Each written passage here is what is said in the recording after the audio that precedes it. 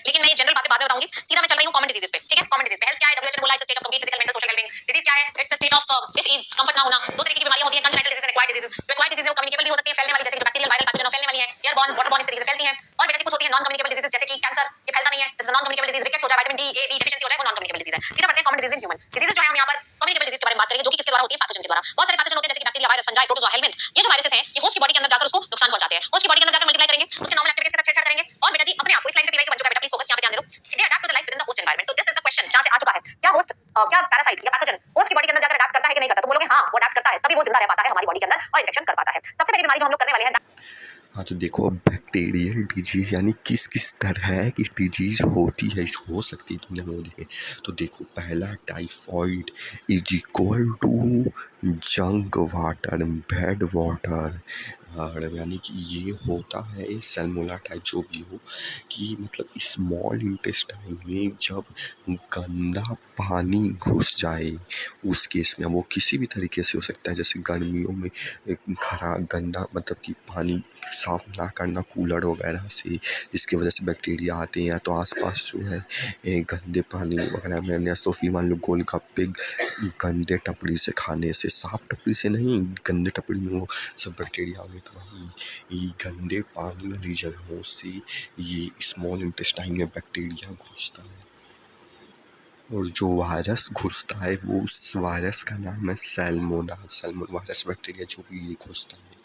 और देखो इसमें मतलब कि सस्टेन्ड हाई फीवर होता है, 40 डिग्री सेल्सियस तक का, वीकनेस आती है, स्टोमक, देखो स्मॉल इंटेस्टाइन में है इसीलिए उसी से रिलेटेड होगा, स्टोमक में पेन होगा, कॉन्स्टिपेशन होगा, हेडेक होगा, जब स्मॉल इंटेस्टाइन खराब होता है तो हेडेक भी होता ही है, और लॉस ऑफ एपेटाइट होगा, और इंस्टेंटियर मतलब कि डेथ भी हो सकती है। कब? इंस्टेंटियर पर मतलब कि जब स्मॉल इंटेस्टाइन में छेद होने लगे सीरियस वाले कंडीशन में, तो डेथ भी हो सकती है।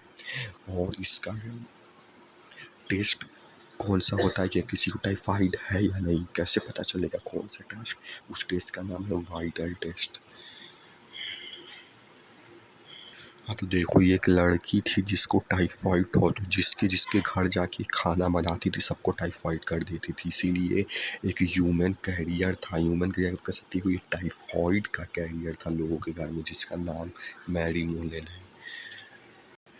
हाँ तो देखो, निमोनिया इज इक्वल टू मतलब नाक से ड्रॉपलेट्स अंदर घुसे। अब किसी भी तरीके, देखो सबका इज इक्वल टू बता दे रहा हूँ, क्योंकि अगर बस वो याद रख लिए तो समझ सब याद हो गया। जैसे इसके पिछले वाला इज इक्वल टू था गंदा पानी, निमोनिया इज इक्वल टू नाक से ड्रॉपलेट्स अंदर जाना। वो किसी से भी कोई छींक रहा है तो जो छींक रहा है वो निमोनिया नहीं, अगर वो छींक जो कि डिजीज वाली छींक है, उस पर्सन को डिजीज अगर किसी नाक के अंदर किसी बंदे के अंदर घुस जाए तो वो निमोनिया हुआ, यानी कि जिस भी नाक के अंदर जिस भी तरीके से ड्रॉपलेट से हो गया, एरिसोल रिलीज करने के भाई इन्फेक्टेड पर्सन वही छींकने से शायद से। और ये नहीं समझ में आया, शेयरिंग ग्लास एंड यूटेंसिल, देखो कोरोना भी इसी से हुआ था, क्योंकि इसमें होता क्या है, नाक से लेते हो तो पूरा मतलब जुकाम तो शायद केवल यहीं तक रहता है, इसी पाइप तक, लेकिन इस वाले केस में मतलब ये लंग्स में भी चला जाता है, लंग्स के बाद एल्विलाई में भी चला जाता है, जिससे कि एल्विलाई में पानी भर जाता है, जो कि कोरोना में ही हुआ था। इसीलिए वहाँ पे ग्लास और यूटेंसिल बर्तन वगैरह मतलब कि पिटवाया जा रहा था मोदी के द्वारा। पता नहीं इस ग्लास एंड यूटेंसिल का क्या कनेक्शन है, लेकिन पिटवाया तो जा रहा था, और यही एल्विलाई में पानी भर जाता है, ये लंग्स के अंदर तक चला जाता है। पानी ना बोरो भर जाता है, फ्लूइड बोरो भर जाता है, फ्लूइड ज़्यादा सही रहेगा। समय वो निमोनिया की वजह से हुई थी, क्योंकि बेटा और देखो सिम्टम्स इसका क्या है कि कि अगर हुआ है तो किस तरीके से पहचानोगे। एक तो रेस्पिरेटरी यानी कि लंग्स से रिलेटेड प्रॉब्लम्स आएंगी, फीवर होगा, चिल्स होगा, और बहुत ज़्यादा कफ बनेगी, और हेडेक भी होगा। लेकिन जब सीरियस केस हो जाएगा तो उस केस में कैसे पहचानोगी, तो उस केस में मतलब कि लिप्स हो गया और फिंगर्स नीले पड़ जाएंगे। क्यों? क्योंकि एल्विलाई में है जहाँ से कि ऑक्सीजन एक्सचेंज होता है, तो अब ऑक्सीजन नहीं एक्सचेंज हो पाएगा तो अब वो सेल्स तक जाके माइटोकॉन्ड्रिया नहीं बता पाएगा, जिसकी वजह से ऑक्सीजन की कमी के कारण लिप्स और ये फिंगर्स नीले पड़ जाएंगे। ये सीरियस केस में होगा, सीरियस केस वाला इस तरीके से पता चल जाएगा। हाँ, तो देखो इसके पहले वाले में जो हमने छींक का एग्जाम्पल दिया था वो गलत दिया था, वो यहाँ पे अप्लाई होगा, उसमें नहीं, वो गलत था। वो जो था वो सब मतलब किसी के द्वारा दो बताए थे, जो भी बताए थे वो दूसरा डिजीज़ था। ये वायरल डिजीज़ है, यानी कि लोगों से लोगों के द्वारा फैलेगा। तो पिछला वाला शायद से श्योर नहीं है, लोगों से लोगों के द्वारा वाला डिजीज़ नहीं था कि फैलेगा, वो मतलब कि वो वायरल नहीं था कि लोग से लोग में ट्रांसफ़र होगा, लेकिन ये वाला लोग से लोग में ट्रांसफ़र होगा। जो छींक वाला बोला था पिछला वाला गलत था, वो यहाँ पे अप्लाई होगा कॉमन कोल्ड में। वही है, मतलब कॉमन के होता किस वायरस से है, राइनो वायरस से। और इसमें क्या है, देखो इसमें सबसे इम्पोर्टेंट इसमें केवल नोज और रेस्पिरेटरी पैसेज जो दिखा रहे थे केवल वही अफेक्ट होता है, लंग्स नहीं अफेक्ट होता है। इसीलिए ज़्यादा बड़ी प्रॉब्लम नहीं होती है, क्योंकि लंग्स नहीं अफेक्ट होता है, केवल नोज और रेस्पिरेटरी ट्रैक ही अफेक्ट होता है। और मोड ऑफ ट्रांसमिशन वही जो पिछले वाले में बोले तो वो यहाँ होगा कि अगर कोई छींक मारा और फिर हमने उसे इनहेल कर दिया तो उस केस में होगा, या तो फिर मान लो कोई छींक मार के हाथ से फ़ोन छुआ और फिर हमने भी वही फ़ोन छू के अगर अपने नाक में लगाया तो होगा। और इसी तरह के मतलब कि कंटामिनेटेड ऑब्जेक्ट, जैसे फ़ोन कंटामिनेट हो गया था क्योंकि वो छू के उससे छुआ, फिर वो उससे लेके नाक में लगाई, तो उस केस में कंटामिनेटेड ऑब्जेक्ट से भी इसको कुछ। इसके पहले जो बताए थे वो सब बैक्टीरियल डिजीज़ था, यानी कि वो बैक्टीरिया के संपर्क में आने से फैलता था, लोगों से लोगों में नहीं ट्रांसफ़र हो सकता था वो बैक्टीरिया शायद से, लेकिन ये लोगों से लोगों में ट्रांसफ़र होगा। ये वायरल डिजीज़ से अब बात होगी। तो वही देखो नोजल कंजेंशन आएगा, यानी कि नोज में जैसे कि डिस्चार्ज वगैरह बहुत आएगा, थ्रोट हो जाएगा, कफ आएगा, वही सब चीज़ें जो कॉमन है।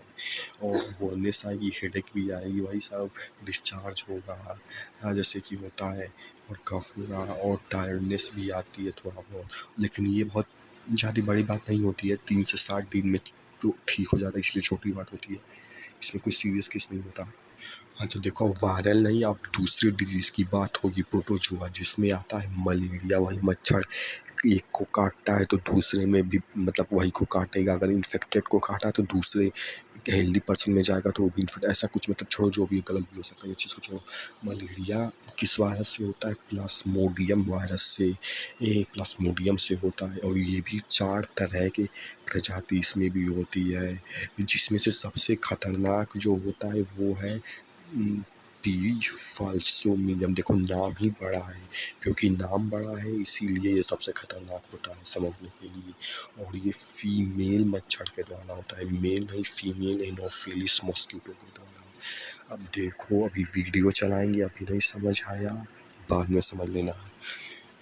मलेरिया साइकिल, ठीक है, और आपको बताइए मेरा सारा का मैनुअल है, तो डायग्राम थोड़ा उल्टा सीधा हो गया, पर कोई दिक्कत नहीं है, ठीक है। देखो सिंपल है, यहाँ से हम शुरू करेंगे, बिल्कुल सिंपल, कि किसी आदमी को मच्छर ने काटा, हम यहाँ से शुरू करेंगे और अपनी साइकिल कंप्लीट करेंगे। देखो किसी मनुष्य को एक मच्छर ने काटा, तो मच्छर क्या करेगा, अब उस मनुष्य के अंदर क्या है, स्पोरोजोइट्स रिलीज कर देगा ना। ये मच्छर क्या करेगा, इस मनुष्य के अंदर स्पोरोजोइट्स रिलीज कर देगा। अब ये स्पोरोजोइट्स क्या होंगे, ब्लड के थ्रू कहाँ पहुंच जाएंगे, लीवर में पहुंच जाएंगे। अब लीवर है तो लीवर में क्या होंगी, लीवर की सेल्स होंगी, तो लीवर के सेल्स के अंदर ये स्पोरोजोइट्स क्या है, एंट्री मार गए। देखो ये लीवर की सेल्स है, इनके अंदर एंट्री मार गए, और लीवर की सेल्स के अंदर ये स्पोरोजोइट्स क्या करेंगे, एसेक्सुअली रिप्रोड्यूस करेंगे। तो सिंपल सी बात है, एक देखो एक सेल के अंदर अगर ये स्पोरोजोइट्स रिप्रोडक्शन करते जाएंगे, मतलब अपना नंबर बढ़ाते जाएंगे, तो एक टाइम तो ऐसा आएगा ना कि वो सेल की तो लिमिट है ना, सेल का जो स्पेस है वो लिमिटेड है, तो ये अंदर डिवाइड करते जाएगा, तो एक टाइम पे क्या करेंगे, ये सेल को क्या कर देंगे, ब्लास्ट कर देंगे, बस्ट कर देंगे, एक तरीके से वो सेल फट जाएगी। वो सेल ब्लास्ट जब करेगी तो क्या स्पोरोजोइट्स क्या है, बाहर रिलीज होंगे। अब ये स्पोरोजोइट्स जो रिलीज हुए ये ब्लड के थ्रू ब्लड में आ जाएंगे, और ब्लड में एक इसको टारगेट करेंगे, आरबीसी रेड ब्लड सेल को टारगेट करेंगे, और बिल्कुल बिल्कुल जैसे लीवर सेल के साथ इन्होंने जो कार्यक्रम किया था वही ये आरबीसी के साथ करेंगे, कि उनके अंदर आ जाएंगे, फिर एसेक्सुअली रिप्रोड्यूस करेंगे। अब एसेक्सुअली रिप्रोड्यूस जब आरबीसी में होती है तो यहाँ पे याद रखना है, यहाँ पे हमें सिम्टम देखने को मिलते हैं, जैसे साइकिल्स ऑफ फीवर, बार बार बुखार होगा, और बाकी के सिम्टम, एक सिंपल सी बात है। अब जैसे लीवर सेल ब्लास्ट कर गई थी, वैसे ही आरबीसी भी क्या करेंगे, एक टाइम पे ब्लास्ट कर जाएंगे, क्योंकि इनका स्पेस भी तो लिमिटेड है, इनके अंदर डिवीजन होती जा रही है, ठीक है। तो क्या होगा, ये ब्लास्ट कर जाएंगी तो आरबीसी से बाहर निकलेंगे, तो बाकी की जितनी आरबीसी बची ना, ये बाकी आरबीसी को भी अब इन्फेक्ट कर देंगे। अब ध्यान रखने लायक बात क्या है कि बाकी की जब आरबीसी को इनने इन्फेक्ट किया तो वहां पे क्या है, वहां पे अपनी बनेंगी क्या, सेक्सुअल स्टेजेस,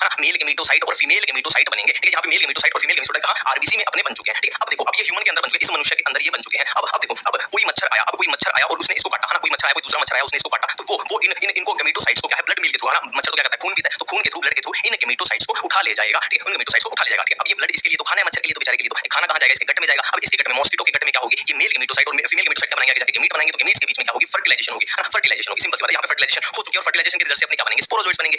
अब ये इसके गट में फर्टिलाइजेशन हुई और स्पोरोजोइट्स बने। अब ये स्पोरोजोइट्स कहाँ आ जाएंगे, उस मॉस्किटो के, इस मॉस्किटो के कहाँ आ जाएंगे, ये सलाइवा में आ जाएंगे, सलाइवरी ग्लैंड में आ जाएंगे, और सलाइवा के थ्रू ये जब किसी इंसान को, दूसरे इंसान को काटेगा सलाइवा के थ्रू, है ना, इसके सलाइवा में क्या है, स्पोरोजोइट्स है। अब ये किसी दूसरे इंसान को काटेगा तो स्पोरोजोइट्स उसमें रिलीज कर देगा और सेम साइकिल रिपीट होती जाएगी। अब यहाँ क्वेश्चन के मैं जो क्वेश्चन पूछे जा सकते हैं वो बता देता हूँ। देखो, लीवर सेल में कैसी रिप्रोडक्शन, एसेक्सुअल रिप्रोडक्शन। आरबीसी में यहाँ पे कैसी थी, एसेक्सुअल रिप्रोडक्शन थी। और सेक्सुअल स्टेजेस कहाँ बनी थी, आरबीसी में बनी थी। फर्टिलाइजेशन कहाँ पे होगी, मॉस्किटो के गट में होगी, ठीक है। और ये स्पोरोजोइट्स कहाँ पे होंगे, ये सलाइवा में माइग्रेट, सलाइवरी ग्लैंड में माइग्रेट करेंगे, ठीक है। तो मैं फिर से रिपीट करता हूँ, क्वेश्चन कहाँ पूछे जाएंगे, लीवर में कैसी एसेक्सुअल रिप्रोडक्शन, आरबीसी में यहाँ कैसी एसेक्सुअल रिप्रोडक्शन, और सेक्सुअल स्टेजेस कहाँ बनेगी, आरबीसी में बनेगी। फर्टिलाइजेशन कहाँ होगी, मच्छर के अंदर होगी, मच्छर के पेट में या गट में, बोलो ना, पेट में। तो मैं वैसे general knowledge, general language use कर रहा हूँ, ठीक है। मच्छर के गट में होगी, ठीक है, ये अपन याद रखेंगे, ठीक है। एडीज मॉस्किटो याद रखना है। पहले मैं इसके लाइफ साइकिल पर आ रही हूँ। मलेरिया के पूरे लाइफ साइकिल में दो होस्ट होते हैं, ठीक है, डाइजेनेटिक है। क्या है, डाइजेनेटिक है। Malaria is basically caused by Plasmodium. Plasmodium की लाइफ साइकिल में दो होस्ट होते हैं, जैसे कि मैंने बताया। पहला होस्ट मेरा रहेगा एनोफिलिस, दूसरा होस्ट रहेगा ह्यूमन।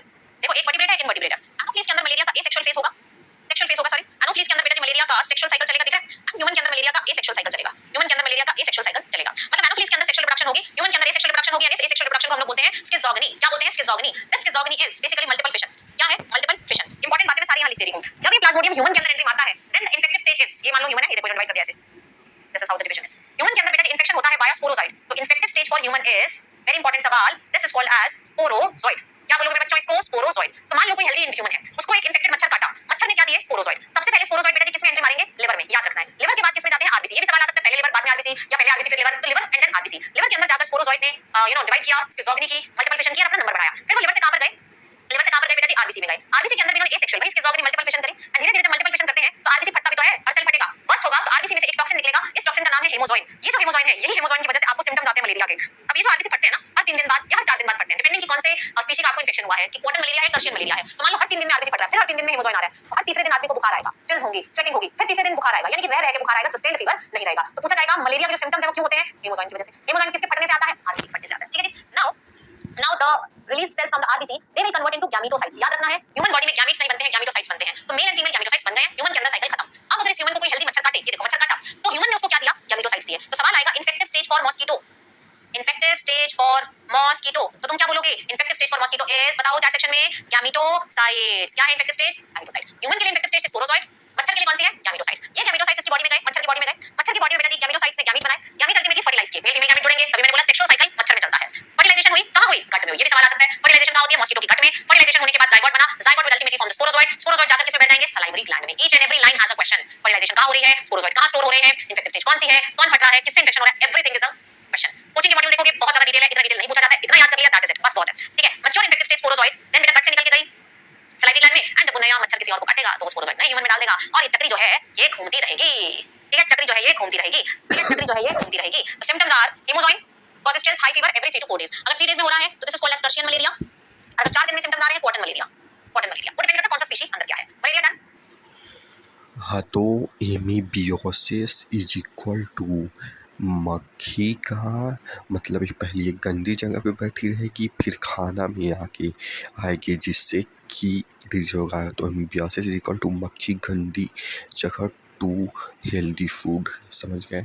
ये एंटामोबिया हिस्टोलो मतलब जो भी लिखा है इस वायरस के द्वारा होता है। तो देखो कैसे होता है, मान लो कोई बंदा है और सुबह को वो फ्रेश होने के लिए सामान निकाला, तो उस सामान से आप उसमें बैक्टीरिया मतलब बैक्टीरिया नहीं मक्खी आके बैठेगा।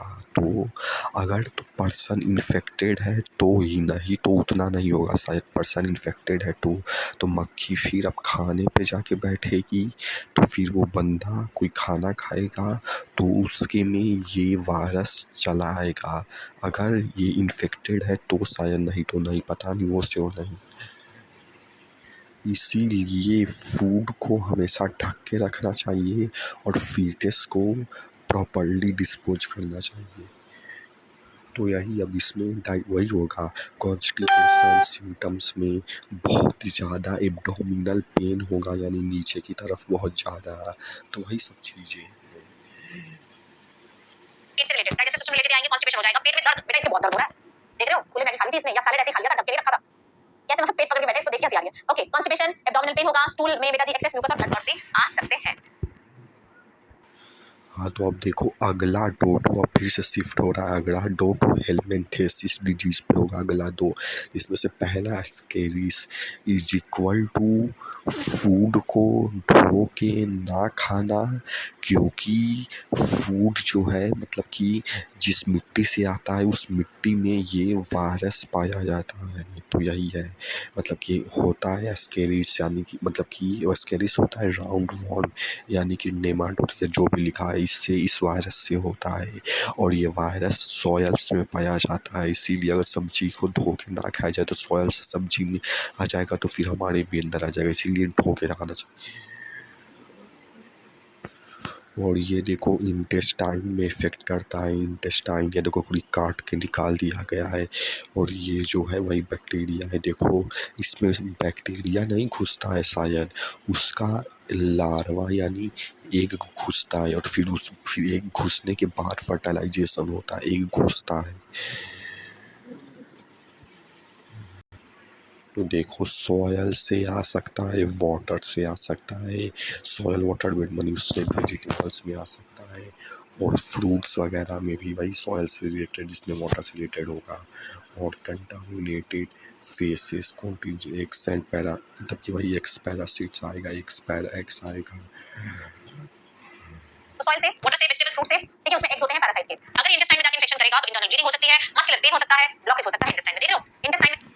तो देखिए इंटरनल ब्लीडिंग होगा, मस्कुलर पेन होगा इंटेस्टाइन में, और इंटेस्टाइन में ब्लड्स वगैरह बहने लगे। और ये देखो पूरा इंटेस्टाइन को काट के निकाल दिया गया है, और यही वो वायरस मतलब वही है जो अभी बोले थे, ये वही है, मैगी नहीं है ये। सर कैसे स्कैरिस निकल रहा है? These are the worms. आपको मैगी लग रही है बट एक्चुअल में क्या है? वर्म्स। और मैंने तो बेटा YouTube पे देख लिया था इसको सर्जरी होते हुए एक पर्सन में से बहुत सारे, मतलब just imagine a doctor, team of doctors doing the surgery and they are taking out with the hand lots and lots of worms and उसको वहां डाल रहे हैं। तो सर्जरी करनी पड़ जाती है एंड ये सब वर्म्स जाके बेटा निकलते हैं। देख रहे हैं? यही काम है आपका। और दूसरा जो इसमें वो filariasis is equal to elephant पैर, जो कि होता है जेनेटिक्स पे डिपेंड करता है बे, एलिफेंट पैर। और ये होता है मतलब कि वॉर्म वुलियाचिस के द्वारा, और इसकी 2 प्रजाति होती है वॉर्म वुलियाचिस के द्वारा।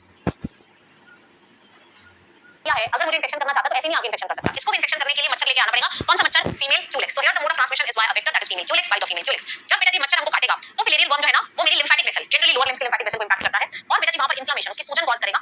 और हाँ, तो लोअर पैर को, लोअर चीज़ को मतलब उसको इफ़ेक्ट करता है, उस पे इन्फ्लामेशन यानी सूजन कॉज करता है, और इनफैक्ट हमारे जेनाइटल ऑर्गन्स तक ये पहुंच जाता है और उसे भी इन्फ्लामेट कर देता है। बहुत सालों तक रह सकता है। इसमें लिम्स, जेनाइटल ऑर्गन्स डिफॉर्म्ड होंगे। अगर आप यहां पर ध्यान से इस पर्सन को देखेंगे, दिख रहा है? मैं थोड़ा सा इसके आगे बैठी हूं। If you look at this person, यहां दिखाती हूं, इधर दिख जाएगा अच्छे से, इधर राइट साइड पे है। हां, yes please have a look, अब दिख रहा होगा। तो देखो वही इन्फ्लामेशन हो गया है लोअर मतलब पार्ट में, मतलब कि लिम्स वगैरह हो गया, और इनफैक्ट मतलब जेनाइटल ऑर्गन में भी। ठीक है? अगर तुम इस पर्सन को देखोगे तो इसकी लोअर लिम्फेटिक वेसल्स में सूजन आ चुकी है, इन्फ्लेमेशन हो चुकी है एंड इसके पांव बेटा जी बिल्कुल एलिफेंट की तरह मोटे हो चुके हैं। इसीलिए इस बीमारी को हमने क्या बोला था? हाथी पांव डिजीज, दैट इज एलिफेंटियासिस। हाथी पांव बोला है, एलिफेंटियासिस होता है। ठीक है जी? आप यहां पर ध्यान दीजिए, लोअर लिम्ब के साथ-साथ genitals they are also impacted. Genital organs they are also impacted. Yes मेरे बच्चों, genital organs they are also impacted. तो फाइलारियासिस क्लियर हो गया? हाँ, तो फंगल अब अगले तरह का डिजीज आएगा, fungal disease is equal to खुजली, जो कि कॉज होता है रिंगवॉर्म से। हाँ, तो देखो ये पता नहीं क्या था, ये 3 बैक्टीरिया के द्वारा होता है, जो कि लिखा है इसी 3 बैक्टीरिया वायरस जो भी हो उसके द्वारा होता है। और ये कैसे होता है मतलब वही अगर किसी इन्फेक्टेड पर्सन को, नहीं तो नहीं, इन्फेक्टेड पर्सन का टॉवेल यूज करने से, उसका क्लथ यूज करने से, कंघी यूज करने से, और इसी सब से होता है जो जानते हैं। Trichophyton and Epidermophyton. याद रखना है, नाम बताओ। Microsporum, Trichophyton, Epidermophyton. कहां पर फंजाई जनरली ग्रोथ करती है? देखिए बेटा, फंगल इंफेक्शन आदमी को ना वहां होता है जहां पसीना बहुत होता है। अब पसीने से 2 चीजें आती हैं, गीलापन यानी कि मॉइस्चर, और जहां पसीना आएगा वहां गर्मी भी लगेगी, हीट। तो these two are the trigger points for fungal growth. अब ऐसा कहां होता है? तुम खुद दिमाग लगाओ। और ये सब होता ही यही मतलब जब पसीना आता है तो हीट और मॉइस्चर से। गर्मी का समय आ रहा है, तुम खुद पहचान सकते हो, गर्दन यहां पर पसीना आएगा, आर्मपिट्स यहां गीलापन पसीना रहेगा, स्कैल्प में हो सकता है। जो बच्चे स्पोर्ट्स खेलते हैं, कुछ बच्चों को बहुत ज्यादा पसीना आता है सॉक्स के अंदर, तो सॉक्स में जो आपके टोज होते हैं यहां पर बहुत पसीना आता है, तो उनको एथलीट स्पोर्ट हो जाता है। यहां पर फंगल ग्रोथ हो जाती है, पैरों की उंगलियों के बीच में वहां फंगल ग्रोथ होती है। ठीक है जी? तो आपको ग्रॉइन में यानी कि जेनाइटल्स के आसपास, टोज के बीच में हो सकता है, स्कैल्प में भी हो सकता है, आर्मपिट्स में भी हो सकता है, नेक में भी हो सकता है। ये आता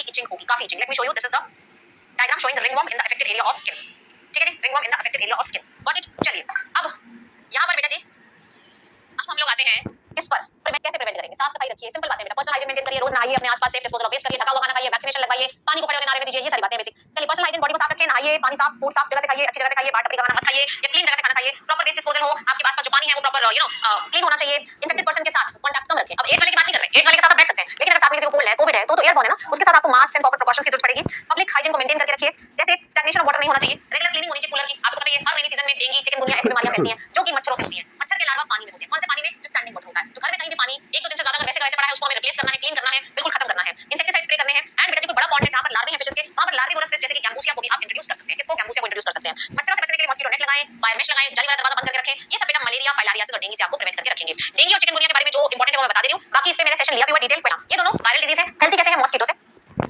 यहाँ जो मॉस्किटो है दैट इज फीमेल एडीज।